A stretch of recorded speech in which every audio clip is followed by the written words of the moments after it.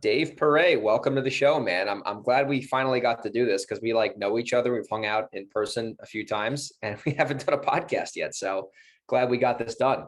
Yeah, man. I forget which episode it was that you posted the other day, and I was like, man, I don't know that I've ever talked to Greg about his podcast. I should hit him up. And then here we are. So dude, happy to have you on here, man. We've got to know each other quite well out here. You used to live in Southern Cal.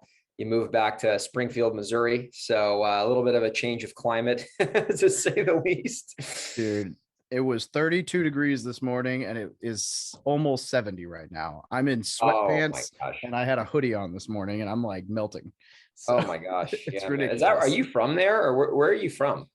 I grew up in Little Rock, Arkansas, but the Marine Corps stationed me here for 3 years as a recruiter. And so that's when I bought my first house. And then I also met my wife. So it was like, my wife's from here, her family's from here.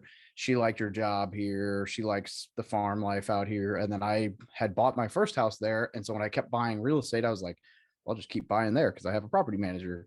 So by the time I left active duty, I had 100+ doors here. And it was like, well, it's cheaper to live there, and I can probably do a lot more damage in the market. So let's go check it out. Yeah, for sure, man. That's awesome. I'm looking forward to breaking down into the weeds, everything you just shared there with the rentals and stuff like that. So before we get into all the nuts and bolts, can you just give the listeners a little bit background on how you got into real estate? Because you're unique because you just got out of the military recently. And you've been very successful as an investor and an active military duty. By the way, thank you for your service. It's greatly appreciated, especially in times like this with all the bullshit going on. So it is wild right now. Yeah. Man, it was good. It was a good time. So I appreciate the support. How did I get started? I mean, Rich Dad Poor Dad, right? I did the thing where somebody handed me that book and was like, you should read this. And I was like, I don't like to read. And they were like, you should listen to it on audiobook. I was like, okay, fine, I'll try that. And then I finished that book, and it was like just light bulbs, right? I'm in bigger pockets. I'm reading the entire Rich Dad purple library. Yeah, the series. I mean, it was like the same story everyone else has, where it's like, oh, I read this one, then I read Cash Flow Quadrant, then I read ABCs of Real Estate, then I found Bigger Pockets, then I read, and probably within 3 months of reading Rich Dad Poor Dad, my lease on my apartment was coming due. So I was like, I had to do something. Let me try out this house hacking thing. I'll look for a duplex. And then I found a duplex, and I used an FHA loan. I moved into one unit, rented the other, saved a bunch of money on what I was paying on rent. And then about 6 months later, I got stationed in Hawaii. And when I moved to Hawaii, rented the other unit, and all of a sudden I'm cash flowing. And I was like, oh man, I put less than $4,000 into this. It's paying me $200 to $300 a month, and this is really cool. Okay, this makes sense. Let's do some more. And then it took damn near 2 years to save up enough money to buy my next property, because I was a broke military dude with a negative net worth. And so that next property was a 10 unit, which ironically, look at this, I'm not even lying. I can hold up the piece of paper and I could zoom in and you could read it. But 4 years to the day, I sold it yesterday. So that's awesome. A 10 unit in Springfield. Yeah. So I bought it for $212. I sold it for $340. So this check is for $83, but I had already cashed out $70 prior with a refi. So probably pulled about $150,000 out of it over 4 years, and it cash flowed not every month, but every year, if that makes sense. But yeah. I know all too well how that. Yeah. You have a 120-gallon water heater go out, and you're like, well, there goes 3 months cash flow, but it works out in the end. So, dude, did you just say you bought a 10-unit building in Missouri for $220,000? That's insane. How the hell did you is that what? That just blows my mind. The cheap, the areas that I invest in, if people aren't familiar, are really expensive. So you can buy a woodshed for $300,000 in my neighborhood in California, literally. So that's crazy. Tell me a little bit more about that deal. Holy shit. Yeah, man. I mean, to be fair, this was at the time, probably a F-class property in a D-class neighborhood. And so it was not it was a 2% cash rule or 2% rule, but yeah. Because it was such a terrible place, it's you're not really going to cash flow that well, because you're always going to have something wrong with it. Yeah, it's a capital event. There's always a capital event. Yeah, man. I mean, at one point, my property manager called me and was like, do you want to go collect rent from this tenant? Because none of my employees are going to go back to that building until he's gone. And I was like, oh, awesome. Let me go deal with this. And so, we got rid of him, but so there are definitely some headaches, but overall, I mean, that property cash flowed about $1,200 a month for 4 years. And it, I mean, I pulled out 66 grand in one refi. I bought it. And then like 15 from another refi. And I bought it with 85% bank financing, 10% seller financing. I brought 10,900 down, and I pulled out. Wow. And with all in with the sale and everything, like over 150 back in 4 years. So not including cash flow. So pretty sweet deal. Dude, that's amazing. All apartments, or was there some stores downstairs? Was it a mixed use building? Yeah, no, just straight apartments. So 9 1-1s and 1 2-1. Dude, that's killer, bro. Did you find it off market? Kind of. So it was a failed listing, but I wasn't marketing for it. I was handwriting mailers, actually on one of these fancy, yellow legal pads. Yeah. For duplexes. And the guy called me and was like, I've got a duplex that I don't want to sell, but I've got this other thing. And he was trying to sell it for 240. We got it under contract for 225. And then through inspections and negotiations and whatever, we closed at 212.5. Okay. Dude, that's sick. Congrats on something. What was the reason you wanted to sell it? It was time to move on, or like, cause a lot of people love to just keep rentals. So this one was, it was a great property. It made a lot of money. It was good times, but it was the one, like anytime my property manager called me with a headache, it was this property. And so it wasn't like, wasn't like there were a ton of headaches, but it was like, man, if I get rid of, the 80-20 principle, it's like, if I get rid of that one, now I only have 20% of the headaches. Mm-hmm. So let's do that. And then I'm just gonna take the cash and I'm paying off debt, which ultimately will increase my overhead or decrease my bottom line by just as much, if not more, than the cash flow was. So totally, bro. I 100% agree with that. I just did that on a property where I was intending to keep it long term. It was a small commercial property, mixed use, and every fucking call was like about this property, and it was like every other day there's where I'm like, you know what, fuck it, let's just get rid of it. We dumped it, and I was happier than a clam when that thing closed, because it just wasn't worth the fucking net worth balance. Like I don't care how sexy it made my net worth look. I said, fuck that, dude. Like, This is not worth my time. Like, absolutely. The peace of mind, you get when you're starting out, like those headache properties that cash flow like a king are amazing. But when you build enough of a portfolio that you have to start dealing with stuff, it's like, all right, time to cull the herd. Like, and we're in a good point in the market. I don't think we're at the top of the market, but I think that we're at the top of like the cycle. Like, even though I don't see a crash coming, no, I'm at least smart enough to realize like we've had enough awesomeness over the last few years that there is nothing wrong with cutting something out now and moving on with the things that aren't stressful. Totally. Something's got it. I mean, eventually the market will change. This is not going to be a 2007. I don't think that'll ever happen again, because that was caused by real estate. The last thing was a pandemic, but I think that actually, obviously, it helped real estate. So let's just fast forward. So you just got out of the military. So like you're in the military, you want to be successful. What was your first, like how long did it take you to get to a point where you had, a substantial income coming in from rental properties and flipping houses? Because that's something I've noticed when we hung out, when you used to live in Oceanside, like, dude, you were doing fucking big things and crushing it. And I forgot you were still in the military. I'm like, oh shit, you got to go to Camp Pendleton today? Like, what the fuck, dude? Like I forgot, like I had no idea, So you found a way to make it successful. And a lot of people can use that as an excuse to, not get started because they have other things to do, which everyone has. So like, how did you do that, man? That's really impressive. And I sincerely mean that.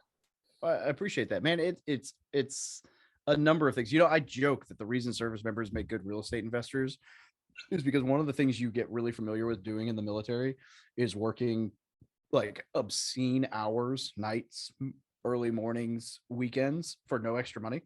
And so like, the idea, like being an entrepreneur, like the idea of being like, oh, I get to work 20 hours this week for free, but it's for myself, is so much better than like, we're used to like, oh, fuck, I gotta work, all these hours, but it's for the man.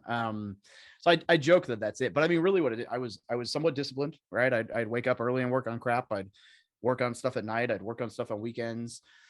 But it was just consistency. You save up, you buy a building, then you save up some more and you buy another building. Now it's faster to save up and buy the third building, and then it's faster to, so it was that. And then probably one of the biggest stepping stones, man, was the brand. Like, as the brand grew, it became easier to, creative financing and seller financing was always a thing, but like as the brand grew, I don't know why I keep confusing those letters. It was easier to raise private money. It was easier to partner with people. It was easier to do. So, I bought from a single mailer, ironically, 79 doors, like a 40 unit hotel, a 23 unit apartment, a 15 unit apartment, and a single family house. And I partnered with two friends that I met through the brand. Dude, that's crazy. Holy yeah, shit. that one was nuts. So we each brought 100 down, and that was actually why I refinanced the 10 unit a year ago. And then what else? I bought 4 other properties, 50-50 with a partner that I met through the brand. I've got 3 or 4 renovations going right now that are all, with partners or with friends who I met through the brand that are lenders. So I think that was kind of what allowed me to scale. Yeah, no, that's awesome. And that I forgot who connected us, but someone connected us online. And I remember when we first, met up, you had the brand, and that's, the instant credibility. I'm like, oh, this guy, he's got his act together, which you obviously do, but you had the credibility and the brand to kind of go with you, and you have the book, and there's so many positive things that come from putting yourself out there, right? Like going out on the internet in front of strangers, just like we're doing right now, putting out a podcast show, and being able to be a contributor, right? And especially in your unique audience, you have people, I'm sure, a big following for people who are in the military, who see that you're obviously, successful at real estate and in the military, or was in the military. So you can build that bond with the followers without having to meet them. You know what I mean? Does that make sense? Oh, no, absolutely. Yeah. I told someone the other day that if I had to choose, the would you rather game, like, would you rather lose your brand, keep all your real estate and start from scratch on the brand, or lose your real estate, keep your brand and start from scratch on the real estate game? Like, I would I would lose all my properties tomorrow. The brand is not to detract from real estate, because it's phenomenal, but like, building the brand is not something that owning a bunch of houses really helps with. But buying real estate becomes infinitely easier with a network of people who want to partner, bring you deals, bring you money. Like, it's crazy. It's true, man. I'll give another example here. The people will probably recognize this. So, Bigger Pockets. If someone is a host of the Bigger Pockets podcast or a contributor on the Bigger Pockets podcast, they can leverage the brand in order to have people bring them, deals and money or whatever. So people got to understand, like, a lot of people reach out to me. They're like, I want to start a podcast. I want to do this. And they're like, I don't have anything to say. I'm like, yes, you do. You got to just go out and start putting out content. And then eventually people will listen to you and you'll start to build a niche audience. But it's like, everyone who has a podcast, or everyone who's wrote a book, or everyone who puts themselves out on social media, they started with nothing. They just started doing it, and then slowly over time, they've learned and adapted. And now you've built a phenomenal brand with your books and everything you have going on. And it's really impressive, because not a lot of people, number one, will start investing in real estate in the military. And number two, not a lot of people will start a brand and investing in real estate and staying in the military. So it's really impressive to see what you have done, in a relative short period of time. So let's jump back into the real estate side. So you just mentioned you bought a hotel, which is fucking nuts. Yeah. Let's just unpack that deal. Cause I'm like, I haven't talked to you in like a couple of years. So I want to, pick your brain on that hotel. Cause that sounds like a lot of moving parts, to say the least. Yeah. Spoiler alert for everybody. It will be my best deal. Hopefully. It is costing me an arm and a leg so far. So I bet. It is, it's a weird business, and it is so different. I mean, we started with 7 employees. We still have 7 employees. Not one of them started with us. So it's oh my God. The turnover was crazy. We haven't even owned it for a full year yet. The turnover was nuts. We put over $100,000 into CapEx. We timed that wrong so that we finished all the CapEx in time for the slow season. We made all the mistakes. So we bought it for $950. or 985, and we all put 100 grand down for all of these deals. So that one was probably about, I think, 140, 150 down on that one, and then the rest on the other two.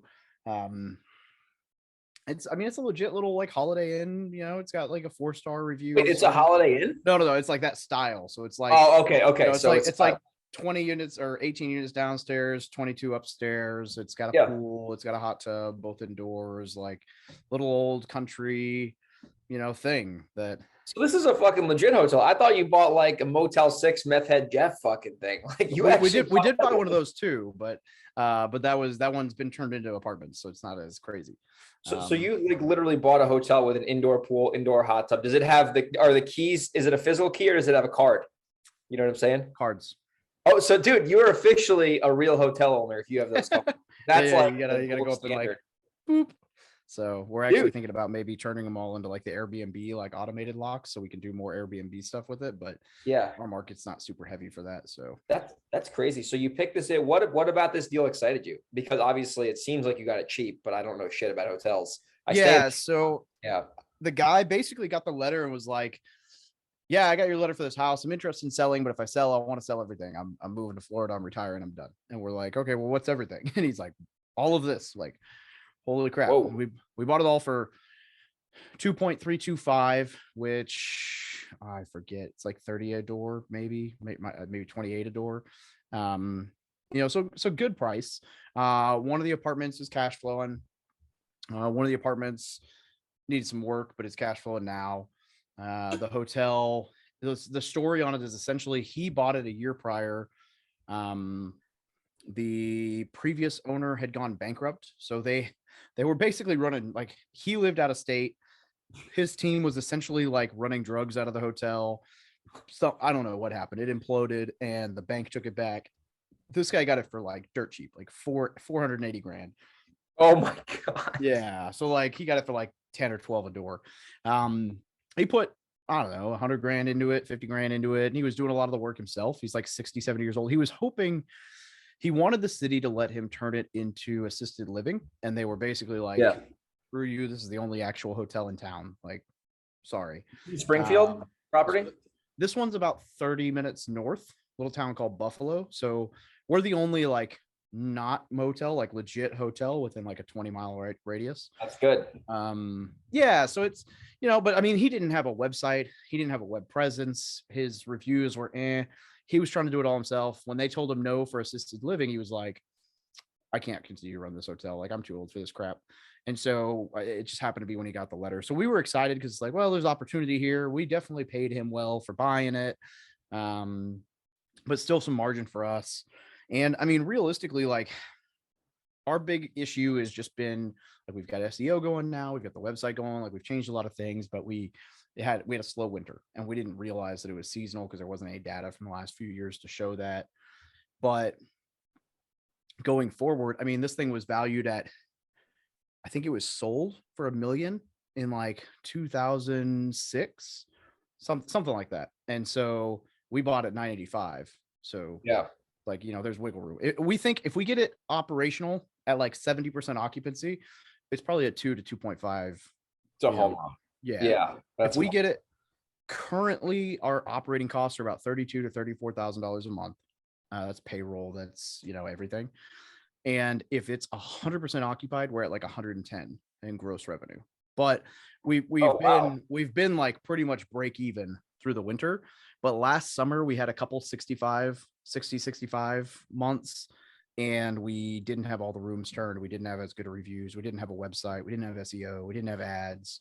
So we're thinking, hoping like 70, 75 a month on average this summer. And then at that point, you're talking, I mean, at those numbers, you're talking, I don't know, even at a 10 cap, you're close to 3 million, but probably, probably worth 2. So that's the hope. Easy, and if we do well enough this summer, we're going to hold it forever. And if we do this summer, like just well enough to get back to like, break even and whatever, then we'll probably just sell it and keep it. So what does an average room cost in Missouri? Like if you're staying over, this like $200 a night, $300 a night, or what? No, Oh, fucking Not no. even. We just increased the prices. When we took it over, it was 89 a night. $89 a night, and you get a bed with sheets and a roof and the door. Sheets and a roof, man. Dude, you can't find We're nothing out here for that price. Holy shit. I think we're currently at 109 a night. And we actually have rooms that are a little bit more expensive, but rooms with we have, I think it's 5 or 6.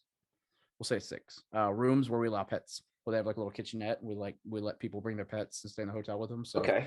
those are a little bit more. And then like 109. And then I don't know, it's a good deal. So it's cool. That's We got sick, some people stay in it. They seem to like it. So that's fucking awesome, dude. All right, now can you convert that into apartments if you wanted to and get a higher multiple, or is that not a good idea? Because it's the same kind of, studio. it would. Yeah. I don't think we'd get. I think it'd be okay. But I mean, I don't think the city would let us really. So if they weren't going to go with assisted living, they're probably not going to go with, apartments. But I don't know. I mean, like it's definitely more of a headache, but the money's there on the short-term game. Like the hotel game is definitely. I mean, if you do the math, right? Like even at just 109, and let's say we only have 35 rooms operational, we get that's 114 a month. And then that's I don't know. Yeah, it's probably 130 a month if every room's operational. So, Dude, granted, great. You're never gonna have 100% occupancy, but if your operating costs stay under 40 grand, who cares?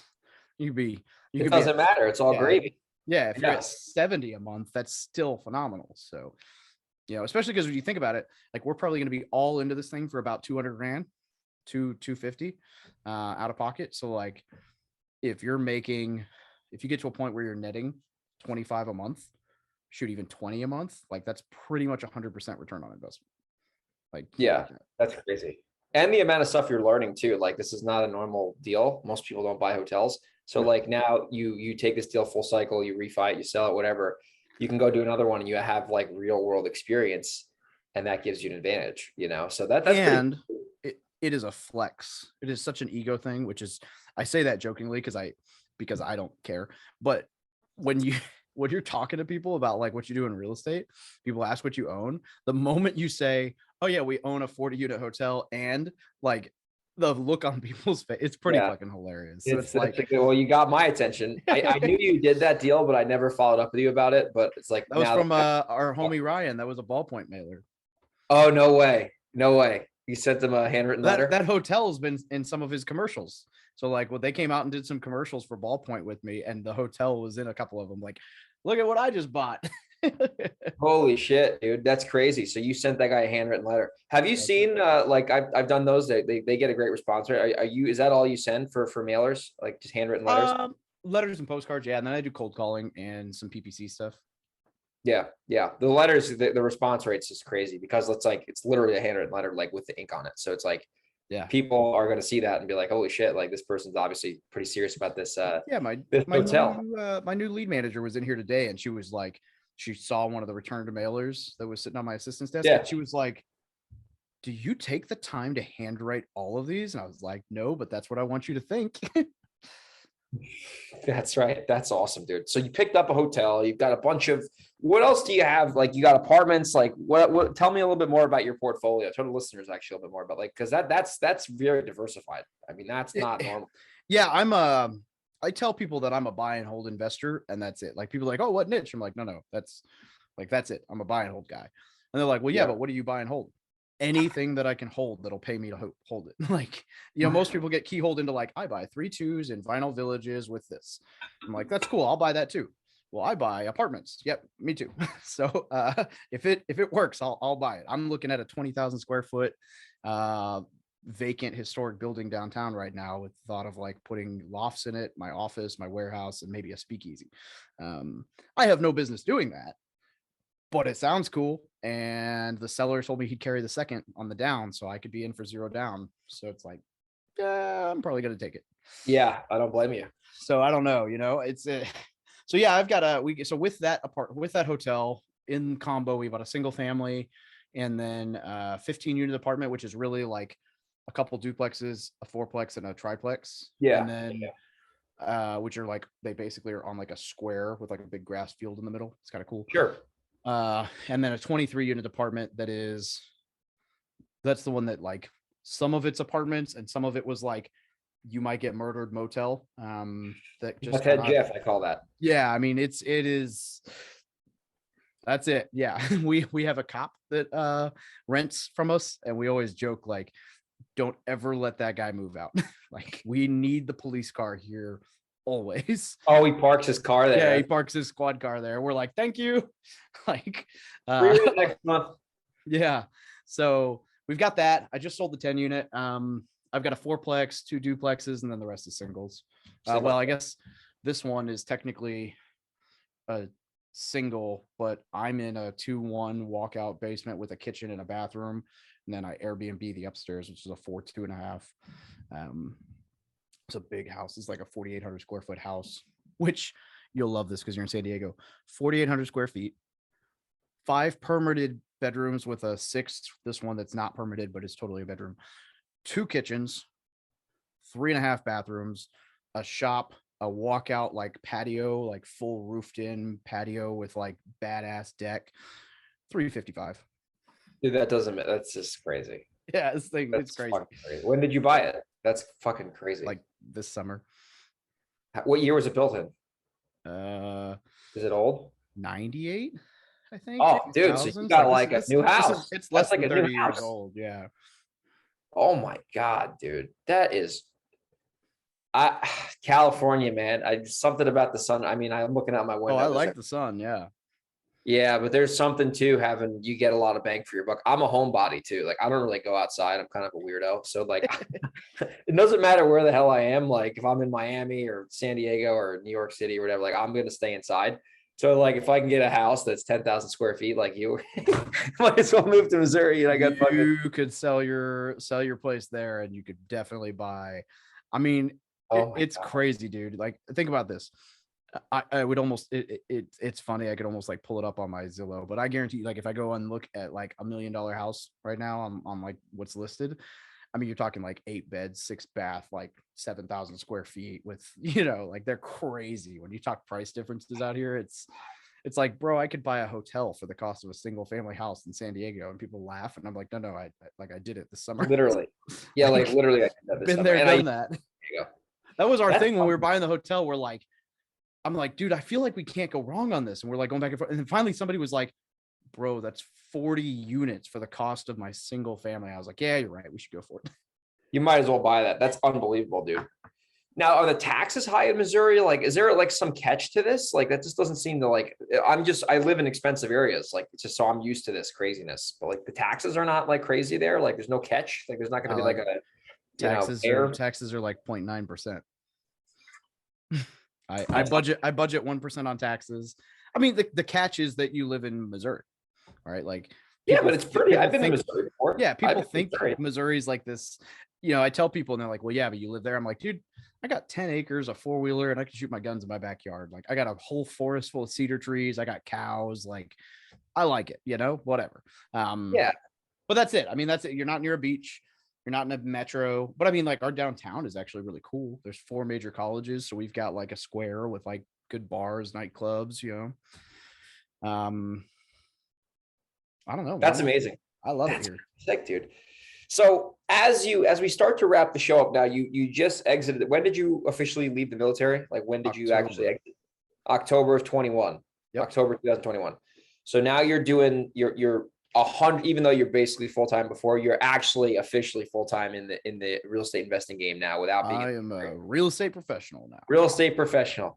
What are your goals now for 2022? And like, now you're doing this 100% full-time. So like, I know you love rental properties, but you're also doing flips and wholesale. So just tell the listeners a little bit about that. And they can see how they can get inspired by you to go out and do the same thing, especially we're doing a couple crazy things, right? So with the brand, I'm trying to grow that thing and help service members and vets learn about buying real estate, using their VA loan, building wealth, whatever. And then I also have 4 LLCs that hold rentals, right? Some with partners, some on my own, whatever. Yeah. And then Freedom Properties is our active company. I tell people I'm a wholesaler because they understand that. The reality is I hate wholesaling. Like it's just I feel Oh, kind of slimy sometimes. Depends on the yeah. transaction. Some of the transactions you really are helping people and you feel Yeah. great. Some of them you're like, I don't It's want a to little tell dicey. anyone how much I'm making on this because like I feel like, you know, Yeah. and it's Totally. like it's stressful and it's repetitive and it's transactional and nobody thanks you. And it's like Yeah. there's no like, you Business. know, Yeah. like with the brand, people thank you, and with rentals, people are like, oh, thanks for a place to stay and whatever. With wholesaling, it's like nobody likes you, right? So The more money you make, the more pissed they get. yeah, so like I don't like wholesaling, Yeah. but I like finding deals really cheap for myself.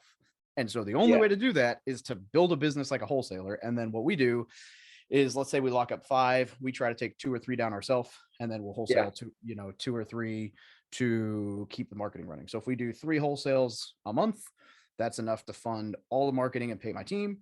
And then if we do, right now, so like so far this year, and I'm like in scale, like just starting out mode. Like I pumped a ton of marketing out the last quarter of last year. I just brought in an acquisitions guy 5 months ago, moving him into more of a COO role. We just hired a lead manager. We just hired 3 cold callers, and then we do direct mail still. And so what we're doing right now, so like so far this year, we've done 4 wholesales. We close our 5th one tomorrow. And then we've got 3 active renovations with a 4th one that we're buying next week. So we'll be, so we're cruising around. We're trying to get to 5 deals a month. Right now, we're probably sitting at 4. Not as consistent as we'd like to be. That's why the lead manager's coming in. It's like we locked up 6 in a week, then we went like 3 weeks, and we locked up 3, and then we went like 2 weeks. And it's Yeah. like, That's the way the business is, though. I mean, even when you like, it's just that it happens, and yeah, a lot of viewers, a lot of like guys doing, big volume don't mention that. They forget that part. Like I got 30 houses last month, but this month I got dude, it 5. is stressful, man. I was freaking Yeah. out in December. Like, I am paying so much money. Something's got to come back or I'm going to go under. Yeah. It's yeah, it's definitely. So what our ultimate goal is 1 million gross through the wholesaling company this year, about 5 deals. My goal is 5 deals a month. His goal is 50 deals a year. Either way, we hit the numbers. Yeah. About to bring a contractor on full time. Actually maybe 2, buy a company truck, all that good stuff. Yeah. And then the goal ultimately is to continue feeling out this relationship with my COO to a point where basically we're more or less, we started as friends. So it's not like just a business thing. Ultimately, goal is to kind of make it like 50-50 and just be like, call me if you need me, I'll run marketing and find money. Yeah. And then, I want to get away from being, just dragged away by wholesaling all the time with random things and be able to focus on the brand and impact, and then have that just be kind of, it'll never be passive, but more like scheduled interruptions as opposed to like daily. Dude, you got a minute? I got this buyer freaking out. He's pissed off about the oil tank. Yeah, I get those calls daily, and I have a team too, and that's just part of the team. So yeah, it's the wholesaling. We were talking about this before we hit record. It's like the wholesaling business is a great business. I enjoy it. There definitely are some times where it's a little gray. Not gonna lie. If you're a wholesaler out there, you fucking know that's a fact. And if you're denying it, then you're full of shit. But the bottom line is that I have accepted the wholesaling business, and I'm sure you have done the same thing, for what it is, not what you want it to be. Listen, you can lifestyle it. You can do all this. I'm not knocking that, but it is at its root. It's a transactional business that's based upon paid marketing. Yep. Fucking bottom line. And you have to accept that and understand. I use the business as an ATM machine. You put $1 in, you get $4 out. You can pay your bills. You can save some money up, but I don't want to be flipping 55 fucking houses a month. That would drive me nuts, right? I'd rather just buy those rentals, right? Which I started doing. So absolutely good for you, man. Yeah, that's the way. Yeah, I started doing it. So and if you're doing it off deals that you're buying, exactly, like, you're getting them so cheap, and you can just burr them without it's easy. Dude, that's all I do now. I like, my goal every month is to buy a new rental for myself. So we're on track. We have 2 so it's March now. So I have 1 for January, 1 for February. I already own some. And it's like, that's the thing where wholesalers fuck up, is they get caught up in this, like, let me go buy a new, like, I like nice shit. Listen, don't get me wrong. I like nice shit, but like keep some fucking properties, please. Yeah, like, please keep some properties. Like I was gonna say, as much money as you can make wholesaling, it's not like a business where you can go and be like, I made 100 grand, 2.5 equity multiple. Somebody will buy this for 250. No, like, nobody's gonna buy your wholesaling company. nobody's going to wholesaling this ever. So it's like you either keep the doors open, you partner with somebody and hand it off, or you shut it down. So in there, you've got to find something for yourself, or you're stuck in it. Yeah, that's so true. It's like it's a quicksand, you know? Yeah. But you know what? If you, with the rentals, like if you get like, if you get good at wholesale, if you know the skills to wholesale, like marketing basically and selling, like you can get these rental properties, like you said, for nothing. And it's like a free house. Like, it's like, I'm actually doing a deal right now where I'm buying this thing in cash because it's super cheap. And like to refi it, it's like so cheap. Like a bank is pretty much going to be like, no, but I'm like, dude, the thing's worth 70. I'm buying it for 46. I'd rather have my money in this property paying me every month than in the fucking bank, just sitting there doing nothing. And it's like, that came from our marketing machine. So it's like wholesalers got to wake up and just understand that it's good to wholesale. It's good to rehab, but you got to keep some stuff mainly for tax purposes as well. But we could talk about this for 3 fucking hours. You get the point. But dude, this has been a lot of fun. I want to keep the interview, at about 40 minutes. So we're getting up on that time now. So you got some awesome content. You got a great podcast. You got an awesome book I can see in the background there. If people want to plug into your world, I'll make it simple for you. What's the best way for them to reach you? What's the best website to reach you? And what's the best way for them to get a copy of your book? Because you got a great book. Oh, I appreciate that. Best way to reach me at From Military to Millionaire on Instagram. I still respond to all my DMs. So it's getting a little overwhelming, but it's still me. I respect that. Website FromMilitaryToMillionaire.com and book FromMilitaryToMillionaire.com/book. Excellent. Well, we're going to make sure we have all that in the show notes, and we'll have all the listeners, we'll direct their traffic that way. David, man, this has been a pleasure. It's been cool to catch up. We haven't spoken in a while. And anytime you're back in Oceanside or I decide to head to Springfield, Missouri. Why not? I got a place for you to stay. I got a hotel. Oh, there we go. Even more incentive. Maybe I'll stay in your hotel. Only discount, $80 a night. All your $80 a night. That's like the toilet. That's how much it costs to rent the toilet in California. It's less than dinner. Oh my gosh, that's funny. Well, dude, take care. This was a good show, and I hope you have a great rest of your day. Thanks everyone for listening. Brother, have a good one. Thanks.